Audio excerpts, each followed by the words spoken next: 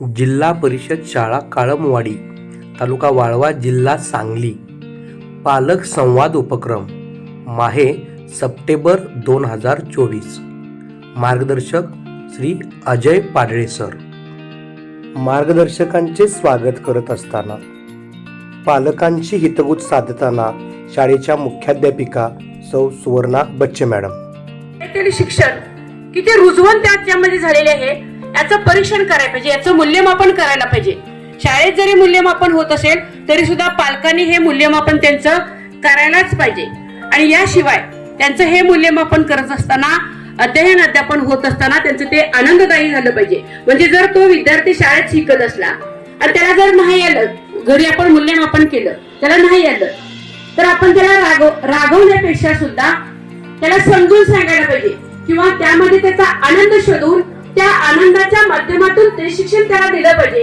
अशा प्रकारे आनंददायी शिक्षण जर झालं तर तो अधिक चांगल्या पद्धतीनं शिकल. बघा, तुमच्या लहानपणीची शाळा तुम्ही आठवून बघा.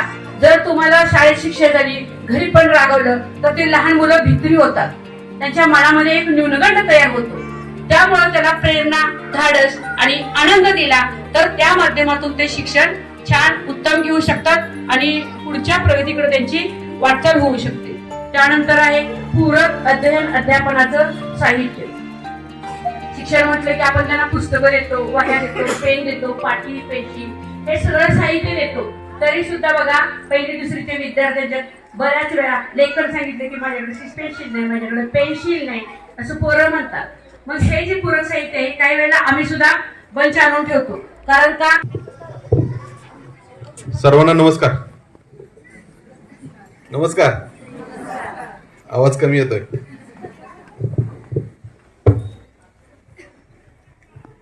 प्रथमतः सर्वांना नमस्कार. तुम्ही आता जे तिकडे फिरून बसलाय, थोडस असं फिरून बसला तरी चालेल. सर्वांपर्यंत मी पोहोचतोय, मी दिसतोय. धन्यवाद. मी माझी ओळख करून देतो. मी अजय पाडळे. मी ज्ञानप्रकाश फाउंडेशन मध्ये काम करतो आणि सांगली जिल्ह्यासाठी जिल्हा समन्वयक म्हणून काम करतो. आजच्या पालक सभेला सुरुवात करत असताना ज्यांनी या शाळेमध्ये पालक सभा आयोजित केली ते आपल्या शाळेच्या मुख्याध्यापिका बच्चे मॅडम आणि सर्व शिक्षक स्टाफ, या सर्वांचं खऱ्या अर्थानं मी हार्दिक आभार मानतो की आपण ही पालक सभा या ठिकाणी आयोजित केली. आणि त्यासोबतच मी तुमच्या सर्वांचं या ठिकाणी आभार मानतो, कारण एवढ्या मोठ्या संख्येनं तुम्ही या ठिकाणी उपस्थित राहिलात म्हटल्यानंतर तुम्ही सर्वजण जागरूक पालक आहात असं मला नक्कीच वाटतं, किंवा सगळ्यांनाच असं वाटलं पाहिजे की तुम्ही सगळे जागरूक पालक आहात. तुम्ही शाळेमध्ये का आलात? का आलात शाळेमध्ये तुम्ही? कोण सांगेल? पालक सभा आहे म्हणून तुम्ही शाळेमध्ये आलात, बरोबर? तर पालक सभा आहे.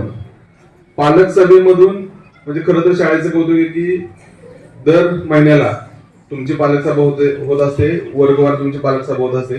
तुम्ही वर्गामध्ये सुद्धा जात असता आणि वर्गामध्ये गेल्यानंतर माझ्या मुलाबद्दल काय चांगल्या बाबी आहेत, माझ्या मुलाबद्दल काय सुधारात्मक बाबी आहेत, त्या तुमच्यापर्यंत शिक्षकांच्या माध्यमातून पोहोचत असतात. मी आज या ठिकाणी तुमच्यासोबत जी चर्चा करायला आलोय ती चर्चा म्हणजे माझ्या मुलाच्या शिक्षणात माझा काय सहभाग असणार आहे. एक पालक म्हणून माझ्या मुलाच्या शिक्षणामध्ये माझा नक्की काय सहभाग असेल, तर या अनुषंगाने मी आज तुमच्या सर्वांसोबत संवाद किंवा चर्चा करणार आहे. सुरुवातीला माझा एक प्रश्न आहे तुमच्या सगळ्यांना की मूल कसं शिकतं? प्रश्न समजला? मूल कसं शिकतं? अगदी बरोबर, अनुभवातून शिकतं. अजून आईच्या संस्कारातून मूल शिकत असतं. अगदी बरोबर. अजून अनुकरणातून शिकत असतं. अजून आजूबाजूला जे काय घडतंय त्या घडामोडींकडे बघून मूल शिकत असतं. अजून एक प्रश्न विचारला, अजून आपलं मूल शिव्या द्यायला कसं शिकतं? प्रश्न बरोबर आहे का चुकीचा आहे? कसं शिकतं शिव्या द्यायला? ऐकूनच शिकतं ना. म्हणजे ऐकून शिकतं, बघून शिकतं. चव कशी आहे हे कशा माध्यमातून शिकतं? जिभेच्या माध्यमातून शिकतं. अच्छा, बऱ्याचशा माध्यमातून मूल शिकत असतं आणि मुलावरती संस्कार घडवण्यासाठी जबाबदार कोण? बघा, मी आता घरातून आलं तर आई वडील आहेत, घराच्या बाहेर पडल्यानंतर घरातून बाहेर पडल्यानंतर समाज आहे आणि समाजातून बाहेर पडल्यानंतर जसं मूल होतं, मोठं होतं, तसं त्याला जबाबदार कोण आहे? कोण? शाळेत आल्यानंतर शिक्षक सुद्धा त्याच पातळीवर जबाबदार आहेत, पण सगळ्यात पहिल्यांदा जबाबदार कोण आहे? आई वडील. एक उदाहरण तुम्हाला सांगतो. माझा मुलगा एक 2.5-3 वर्षाचा होता आणि तो शिव्या द्यायला लागला. का शिव्या द्यायला लागला ह्यातून मला काही समजणं झालंय, बाबा माझा मुलगा का शिव्या द्यायला लागला. माणसं म्हणायला लागलीत की तुझा मुलगा तुझा बाप करतोय. त्याच्यानंतर माणसं म्हणायला लागलीत की तुझा मुलगा तुझ्या बापानं असं म्हणायला लागलाय. त्यानंतर काही दिवसानंतर मुलगा तुझी आई म्हणायला लागलाय. बाबा हे का घडायला लागलं? म्हणून मी माझ्या मुलाचं निरीक्षण केलं. तर मी निरीक्षण करत असताना मला हे जाणवलं की मी घराच्या बाहेर पडतो, रस्त्यावरून जात असताना प्रत्येक माणसाला हाक मारतो, बाबा काय चाललंय, कसं चाललंय. आजी असेल तर आजीला म्हणतो, आजी काय चाललंय, कसं चाललंय, कुठे निघालाय. हा मुलगा माझं अनुकरण करत होता. बाहेर घराच्या बाहेर बसायचा. घराच्या बाहेर बसल्यानंतर तो माझं अनुकरण करून येणाऱ्या जाणाऱ्यांना आजी हाक मारायचा, बाबा हाक मारायचा, काका हाक मारायचा. माणसांना समजलं की हा हाक मारतोय. त्यानंतर ते जाता जाताच माणसं काय म्हणायला लागली की अरे तुझा मुलगा आम्हाला हाक मारतोय. म्हणजे जसं बाप म्हणतोय तसं मुलगा पण म्हणतोय. आणि हे कानावर पडलं माझ्या मुलाच्या. मग तो जाताना तुझा बाप. हे माणसांनी परत ऐकलं. माणसं परत म्हणायला लागली अरे तुझ्या बापानं पण मला असं कधी म्हटलं नव्हतं. काय म्हणायला लागला? तुझ्या बापानं. शिवाय द्यायला लागला. मग मला सांगा, माझ्या मुलानं जे अनुकरण केलं ते बरोबर होतं का चुकीचं होतं? त्या टप्प्यात चुकीचं होतं.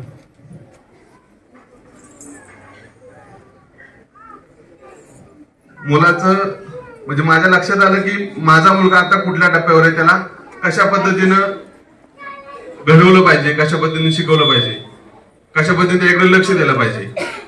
हे मी उदाहरण का तुम्हाला दिलं? हे खरं उदाहरण आहे. हे उदाहरण एवढ्यासाठीच दिलं की आपली मुलं पण टप्प्याटप्प्यानं मोठी होत असतात आणि मोठी होत गेल्यानंतर खऱ्या अर्थानं आपण आपल्या मुलांकडे कशा पद्धतीने लक्ष दिलं पाहिजे, म्हणजे मूल कसं शिकतं यासाठी आपण शाळेमध्ये येतो. पण शाळेच्या आधी सुद्धा मूल आपलं शिकत असते आणि शाळेमध्ये आल्यानंतर सुद्धा बाहेरच्या समाजातून, बाहेर घडलेल्या गोष्टीमधून मूल आपलं शिकत असते. बरोबर. माझा अजून एक प्रश्न आहे तुम्हाला, की प्रश्न असा, आपण सगळेजणच मुलांना जन्म देतो, बरोबर ना? आपण सगळेजणच मुलांना जन्म देतो. मुलांना जन्म दिल्यानंतर आपल्या मुलांकडून काय अपेक्षा असते? आपल्या म्हणून काय अपेक्षा असते? आई वडिलांचं नाव मोठं करावं, उज्ज्वल करावं, अजून चांगलं शिकावं, अजून त्यांना त्याच्या स्वतःच्या पायावर उभं राहावं, बरोबर, अजून चांगला माणूस घडावा. ही सगळ्यांची आपली अपेक्षा आहे. बेसिक अपेक्षा काय? बेसिक, एकदम बेसिक, चांगले संस्कार पडावे. पण आपण मुलांना जन्माला काय घालतो? संस्कार घडवायला, की मला ह्यानं म्हातारपणी सांभाळावं म्हणून. काय? माझा वंश वाढावा, बरोबर ना? ह्या कारणासाठी आपण मुलांना जन्म देत असतो. आणि मग याच अनुषंगानं त्या 2 अपेक्षा सोडून मग बाकीच्या आपल्या अपेक्षा असतात, की त्याच्यावर चांगले संस्कार घडावे, तो चांगला शिकावा, त्यानं चांगलं काहीतरी आत्मसात करावं. आणि अजून एक आपली अपेक्षा असते जी सर्वसामान्य माणसांमध्ये काय, तर माझा मुलगा डॉक्टर झाला पाहिजे, माझा मुलगा वकील झाला पाहिजे, माझा मुलगा इंजिनियर झाला पाहिजे, माझा मुलगा एखादा अधिकारी झाला पाहिजे. पण या व्यतिरिक्त काही अजून बरीचशी क्षेत्र आहेत, त्या क्षेत्रांबद्दल आपण विचार केलेला आहे का? म्हणजे उदाहरणार्थ माझा मुलगा एखादा उत्तम लेखक झाला पाहिजे असं कोणाला वाटतं? माझा मुलगा एखादा उत्तम अभिनेता झाला पाहिजे असं कोणाला वाटतं? माझा मुलगा एखादा उत्तम कवी झाला पाहिजे, माझा मुलगा एखादा उत्तम गायक झाला पाहिजे, माझ्या मुलामध्ये वेगवेगळे कौशल्य विकसित झाले पाहिजेत, माझ्या मुलामध्ये वेगवेगळी कौशल्य आली पाहिजेत, माझा मुलगा नासामध्ये गेला पाहिजे किंवा अंतराळामध्ये गेला पाहिजे, स्पेस सायन्स मध्ये ज्या काही गोष्टी घडतायत ह्या गोष्टी माझ्या मुलाने शिकल्या पाहिजेत असं आपल्याला वाटतं. बरीचशी क्षेत्र आहे. मग जर असं आपल्याला सर्वांनाच वाटतंय तर मग आपण आपल्या मुलांसाठी काय करतो? माझा प्रश्न समजला? ह्या जर सगळ्या आपल्या सगळ्यांच्या अपेक्षा आहेत तर ह्या अपेक्षा पूर्ण करण्यासाठी आपण आपल्या मुलांसाठी काय करतो? बरेचसे पालक म्हणतात की सर आम्ही त्यांना शाळेत पाठवतो, बरोबर ना? शाळेत पाठवतो, त्याला शाळेत गेल्यानंतर जे त्याला काय पाहिजे ती सगळं मिळवून देण्यासाठी आम्ही त्याला प्रयत्न करतो. घरी आल्यानंतर त्याचा अभ्यास घेतो, बरोबर? ह्याच्या व्यतिरिक्त आपण काय करतो? काय केलं पाहिजे? तुमचा मुलगा ज्या इयत्तेमध्ये शिकतोय त्या इयत्तेमध्ये त्याला काय आलं पाहिजे हे आपण पाहिलंय? तुम्ही पाहता त्या अनुषंगानं शिक्षक 100% काम करतायत, पण मग त्याच अनुषंगानं त्या वर्गामध्ये त्याला काय आलं पाहिजे यासाठी मी पालक म्हणून काय काम करतो किंवा काय काम करते?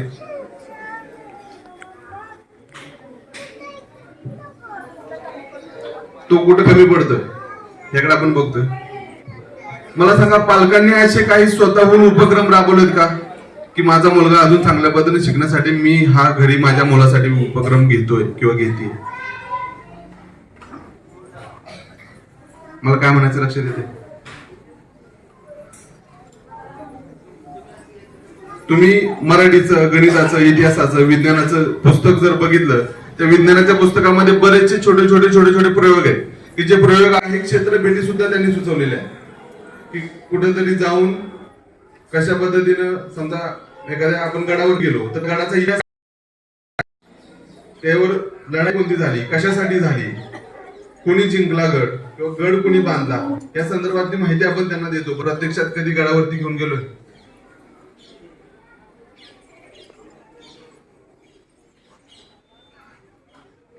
पालकांचे प्रश्न काय तो मुलांच्या संदर्भात? आपल्या मुलांच्या संदर्भात आपले प्रश्न काय आहेत ना? सगळ्यांचे प्रश्न आहेत आपल्या मुलांच्या संदर्भात का नाही आहेत? काय प्रश्न आहेत आपल्या मुलांच्या संदर्भात? बोला, काय प्रश्न आहेत बोला. सारखा मोबाईल बघतो, हा, माझा मुलगा माझा ऐकत सूर वाढला. हा सगळ्यात पालकांचा प्रश्न आहे. माझा मुलगा माझा ऐकत, त्याची संगत बरोबर, त्याची संगत बरोबर नाही पण मग माझी पण संगत कोणासोबत तरी असणार आहे ना, बरोबर आहे का नाही? सारखा टीव्ही पाहतो, सारखा मोबाईल बघतो, माझा मुलगा माझा ऐकत नाही. हा बेसिक प्रश्न आहे. त्याच्या पुढचा प्रश्न कुठला? माझा मुलगा अभ्यासच करत नाही. आहे ना प्रश्न का नाही? हे पालकांचे प्रश्न आहेत. खरा प्रश्न काय? तुम्ही समजून घेतलेले प्रश्न आहेत मुलाच्या संदर्भातले. खरा प्रश्न काय? काय असावा खरा प्रश्न? तुम्ही किती वेळ तुमच्या मुलाला देता? हा खरा प्रश्न आहे.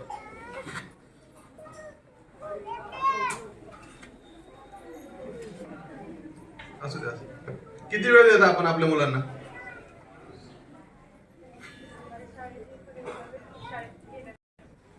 बघा, सगळ्यात महत्वाचा प्रश्न आहे. सकाळी शाळेत येण्यापर्यंतचा वेळ आणि संध्याकाळी गेल्यापर्यंतचा वेळ, बरोबर? हा प्रश्न सगळ्यांसाठी आहे. सकाळचा जो वेळ आहे जो आपण आपल्या मुलांसाठी देतो त्या वेळेमध्ये तुम्ही काय करता?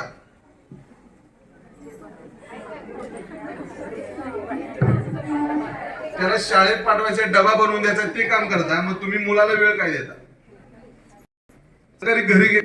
मुलगा घरी येतो, घरी आल्यानंतर तुम्ही काय वेळ देता मुलाला? स्वयंपाक बनवता, त्या चौकोनी बॉक्स मध्ये जे काही येतं ते ऐकता, बरोबर ना? मग तुम्ही काय मुलाला वेळ देता? मग देतो ना सर, आम्ही वेळ देतो. काय करतो, मुलाला अभ्यास बसवतो एका कोपऱ्यामध्ये, शाळेतनं जो काय अभ्यास आलेला आहे त्याला वाचायला सांगतो, लिहायला सांगतो. हा वेळ आपण त्यांना देतो. हा वेळ अपेक्षित आहे का? मला काय म्हणायचं लक्षात येतो, हा वेळ आपल्याला अपेक्षित आहे का? मुलाला समजून घेण्यात आणि समजून सांगण्यात अडचण आहे, हा प्रश्न सगळ्यात महत्वाचा आहे. पहिला प्रश्न जो आपल्या संदर्भात आहे की आपण मुलांना वेळ देत नाही, हा मोठा प्रश्न आहे. दुसरा प्रश्न आपल्या मुलांना समजून घेण्यात आणि समजून सांगण्यात अडचण आहे. मग समजून घेणं म्हणजे नक्की काय करणं? कोण सांगेल? मुलांना समजून घेणं म्हणजे नक्की कसं समजून घेतलं पाहिजे मुलाला? बघा, तुम्ही शिकण्याकडेच जाताय, बर, त्याची आवड कशात आहे? बरोबर आहे, अगदी बरोबर. सगळ्यात महत्वाचा प्रश्न किंवा उत्तर या ताईंनी दिले. ज्या वयाचं आपण मूल आहे त्या वयात आपल्याला विचार करायला लागेल की मी दुसरीला होतो, मी तिसरीला होतो, मी पाचवीला होतो, त्यावेळेस मी काय विचार करायचो, त्यावेळेस माझी अवस्था काय होती, मला कोण समजून घ्यायचं, त्यावेळेस माझे काय प्रश्न होते, त्यावेळेस माझी काय भावना असायची, मला माझे पालक अभ्यासाला बसवल्यानंतर मी काय करायचो, मी कशा टिंगल टवाळ्या करायचो, मी पुस्तक फक्त समोर ठेवून वाचल्याचं नाटक करायचो किंवा नाटक करायचे. तो मुलगा आपला मुलगा ते करत नाही, हे कशावरून? आपण किती बारकाव्यानं आपल्या मुलाकडे बघतोय किंवा मुलाला समजून घेतोय.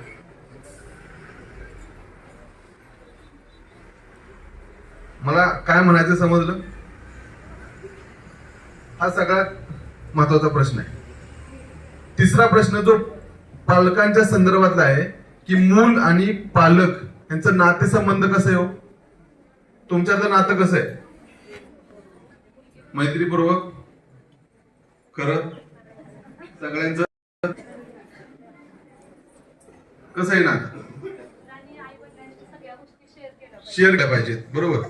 तुमची मुलं पहिलीला, दुसरीला, तिसरीला, चौथीला असतात, ही मुलं सगळी शेअर करतात. मुलं जशी 5वी, 6वी, 7वीला असतात, तुमची मुलं तुमच्यासोबत शेअर करतात का? प्रश्न आहे माझा. मग का शेअर करत नाही? आईला म्हणतात तुला काही कळत नाही.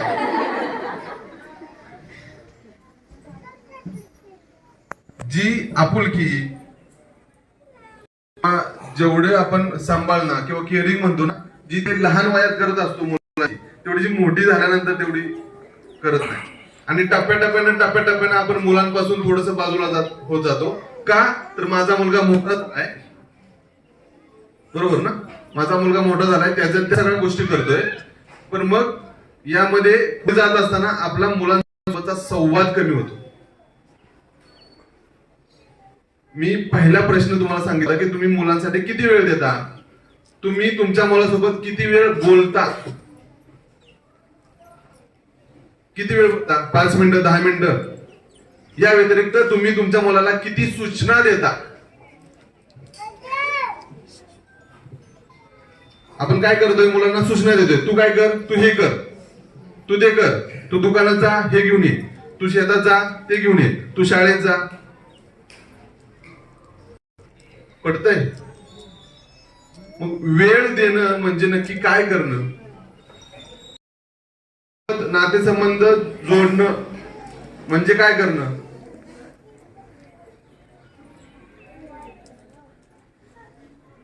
काय म्हणायचं पडतंय तुम्हाला? लक्षात येत आहे? ही खरी अडचण आहे की मुलासोबत आपण कसं रिलेशन डेव्हलप करतोय आपल्याच मुलासोबत. ते 8वी 9वी 10वी कडे जात असताना किंवा तिथून पुढे मुलं मोठी होत असताना ते आपल्यासोबतचा संवाद हा टप्प्याटप्प्याने कमी होत जातात. मग पहिले आपल्या अपेक्षा आठवा काय की माझ्या मुलानं माझा सांभाळ केला पाहिजे. हे जर साध्य व्हायचं असेल, त्यांना एक चांगला व्यक्ती घडला पाहिजे, हे जर साध्य व्हायचं असेल, आपल्या आई वडिलांच्या प्रती माझ्या मुलाबाबत आदर वाटला पाहिजे, हे जर व्हायचं असेल तर आपल्याला काय करणं अपेक्षित आहे. म्हणजे माझ्या मित्रासोबत चर्चा होते. त्या चर्चेदरम्यान त्याने एक मला प्रश्न उपस्थित केला आणि जो मला पटला, की सगळ्या गोष्टींसाठी प्रशिक्षण आहे, सगळ्या गोष्टींसाठी ट्रेनिंग आहे. तुम्हाला एखादी कला शिकायची, तुम्हाला तिथं ट्रेनिंग मिळते. तुम्हाला एखादं शाळेत तुम्ही गेला तर शाळेतून तुम्हाला शिक्षण मिळतंय. तुम्हाला एखादी समजा ITI मध्ये जायचंय, काय शिकायचंय, तिथं तुम्हाला मिळतंय. पण मुलांना जन्म दिल्यानंतर पालक व्हायचं ट्रेनिंग, पालक व्हायचं प्रशिक्षण कुठे मिळते का? कसा चांगला पालक घडला पाहिजे हे प्रशिक्षण आपल्याला कुठे मिळतंय? मग आपण काय करतोय? आपण विचार करतो की मला माझ्या आई वडिलांनी कसं घडवलं, त्या पद्धतीनं मी माझ्या मुलांना घडवतो. त्यांना त्यांच्या आई वडिलांनी कसं घडवलं, समाजामध्ये पालक आपल्या मुलांना कसे शिकवताय हे आपण बघतोय, बरोबर. आणि मग आपण त्या पद्धतीने ठरवतो की माझ्या मुलाला काय आलं पाहिजे, माझा मुलगा कसा वागला पाहिजे.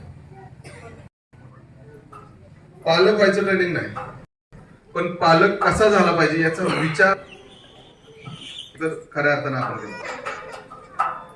आणि मग त्याच अनुषंगाने सगळ्यात महत्वाची गोष्ट ही, जर खरी समस्या सगळ्यांची असेल, मुलांच्या बाबतचे प्रश्न तुमचे होतेच, पण खऱ्या अर्थानं मला असं वाटतं की हे सगळे पालकांचे प्रश्न आहेत. पालक आपल्या मुलांना वेळ देत नाहीत, ही खरी समस्या आहे. मुलाला समजून घेण्यात आणि समजून सांगण्यात अडचण, ही खरी समस्या आहे. मुलांसोबतचे जे काही नातेसंबंध आहे, ते नातेसंबंध टप्प्याटप्प्याने कमी होत जात आहेत, ही समस्या. आणि मग आपण मुलांना समजून, जसा मुलगा मोठा होतो तसा समजून सांगण्यापेक्षा त्याच्याकडून अपेक्षा वाढतात. माझ्या मुलानं शाळेत जाऊन चांगला अभ्यास केला पाहिजे, चांगले मार्क्स मिळवले पाहिजे, किंवा त्याला सगळं आलं पाहिजे, ही अपेक्षा आहे. पण माणूस म्हणून घडत असताना त्याच्यात कुठले कौशल्य विकसित होत आहेत हे आपण बघितलं पाहिजे. आणि त्याच टप्प्यावरून शाळेत आल्यानंतर माझा मुलगा कुठल्या इयत्तेत आहे, त्याला त्या इयत्तेमध्ये काय येणं अपेक्षित आहे, काय साध्य होणं अपेक्षित आहे, हे बघणं हे आपलं पालक म्हणून आपलं कर्तव्य आहे. आमची सगळी शिक्षक मंडळी हे साध्य करण्यासाठी अहोरात्र काम करत असतात. पण त्यासोबत जर तुमचं सहकार्य जर त्यांना प्राप्त झालं, तुमचं सहकार्य जर मिळालं, तर आपली मुलं विकासाच्या टप्प्यावर अजून चांगल्या पद्धतीने पुढे जातात. शाळेत येऊन काय आलं पाहिजे असं तुम्हाला वाटतं? तुम्ही शाळेत पाठवता ना मुलांना, शाळेत येऊन काय आलं पाहिजे असं तुम्हाला वाटतं? लिहायला वाचायला आलं पाहिजे. बघा, सगळ्यात महत्वाचा प्रश्न आहे, लिहायला वाचायला आलं पाहिजे. तुमचा मुलगा लिहितो, वाचतो का? सगळ्यांचीच मुलं वाचतात, पण तो कसा वाचतो हे तुम्ही बघितलंय का? कसा वाचतो? म्हणजे फास्ट वाचतो का अडखळत वाचतो? मूल वाचत असताना विरामचिन्हांच्या वापरासहित वाचतो का? म्हणजे कुठे स्वल्पविराम आहे, कुठे पूर्णविराम आहे, कुठे उद्गारवाचक चिन्ह आहे, कुठे इन्व्हर्टेड कॉमा आहे, हे सगळ्या विराम चिन्हांचा वापर करून माझा वाचतो का? माझ्या मुलाच्या वाचनाचे चढ असतात का? तो समजून घेऊन वाचतो का?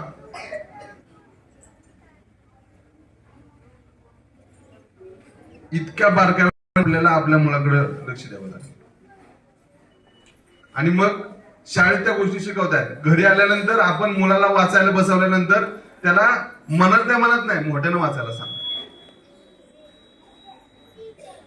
कुठे स्वल्पविराम आहे, कुठे पूर्णविराम आहे, उद्गारवाचक चिन्ह आल्यानंतर कसं वाक्य, कसा शब्द उच्चारला पाहिजे, प्रश्नार्थी चिन्ह आलं तर कसा शब्द उच्चारला पाहिजे, या सगळ्या गोष्टी आपल्या मुलांना आल्या पाहिजे. आणि त्याचं काम कोणाला करायचंय? त्याचं काम आपल्याला करायचंय. कुठं? घरी गेल्यानंतर. म्हणजे अभ्यास घेतो, अभ्यासाला बसवलं की आपली जबाबदारी संपला असं होत नाही. आपण, तुम्ही ताई हे पण सांगितलं की मुलाला लिहायला पण आलं पाहिजे, बरोबर ना? आपल्या मुलांचा हस्ताक्षर बघितलंय, ते हस्ताक्षर सुधारण्यासाठी आपल्याला काय काम करता येईल वाटतंय सुधारावं? शुद्ध लेखन लिहिल्यानंतर हस्ताक्षर सुधारेल असं वाटतंय? लगी होईल. ह्या गोष्टी आपल्या मुलांना आल्या पाहिजेत असं तुम्हाला वाटतंय. पण याच पातळीवर मगाशी मी म्हटल्याप्रमाणे त्या वयानुरूप त्याच्या ज्या काही क्षमता विकसित झाल्या पाहिजेत त्या क्षमतांवर सुद्धा आपल्याला लक्ष देणं तितकंच आवश्यक आहे. म्हणजे माझ्या मुलामध्ये स्टेजवर उभा राहून माझा मुलगा बोलू शकतो का? त्याच्यामध्ये कॉन्फिडन्स आला पाहिजे, स्टेज डेअरिंग आली पाहिजे. अशा बऱ्याचशा गोष्टी आहेत की ज्या गोष्टींसाठी आपण आपल्या मुलांसोबत काम करू शकतो. ही एकच गोष्ट नाही, अशा बऱ्याचशा गोष्टी आहेत.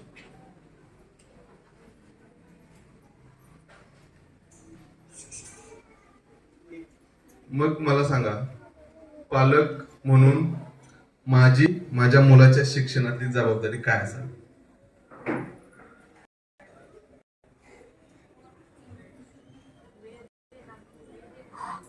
वेळ देणं गरजेचं आहे, पण तो काय वेळ?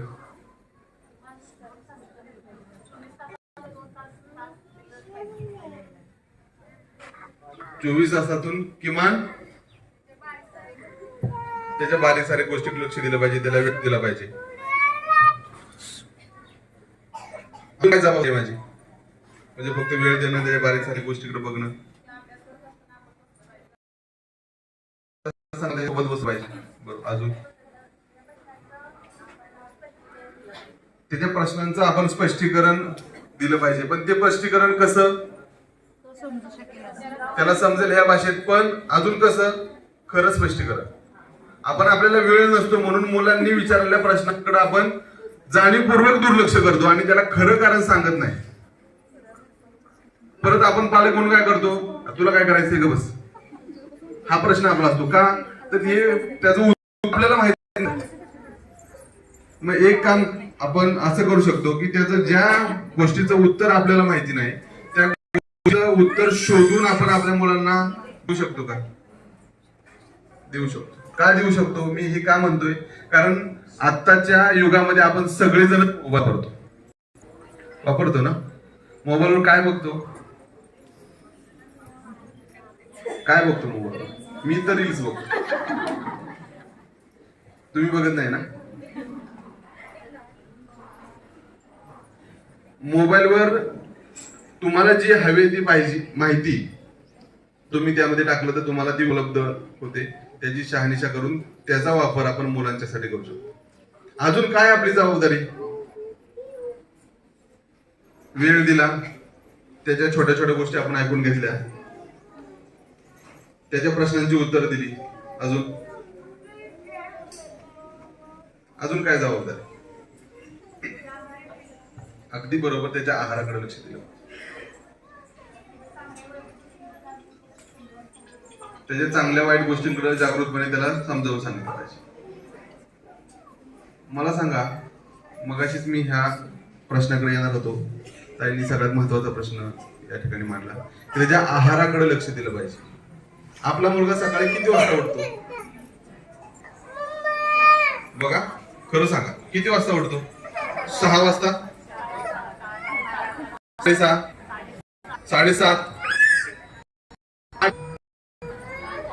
7? वेगवेगळी मुलांची, बरोबर. मग उठल्यानंतर आपल्या मुलाची दिनचर्या कशी असते?